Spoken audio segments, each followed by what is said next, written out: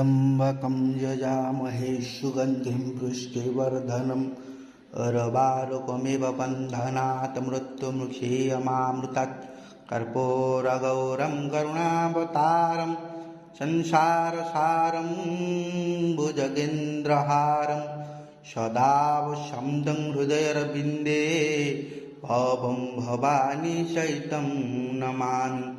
वन्दे देवौमापतिसुरगुरु वन्दे जगत्कारणं वन्दे पुन्नङ्गभूषणं मुर्गं धरे वन्दे पशुनापति वन्दे सूर्यशशाङ्कनयनं वन्दे मुकुन्दप्रिय वन्दे भक्तजनार्दनं स्वयं शिवं कल्पोत्तरम् ॐ तत्पुरुषाय विद्महे महादेवाय धीमहि तन्मे रुद्र प्रचोदयात्।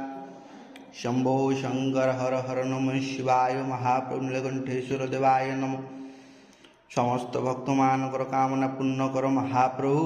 हर हर दारिद्र्य दुख दहन कर संसार को मंगल कर महाप्रभु।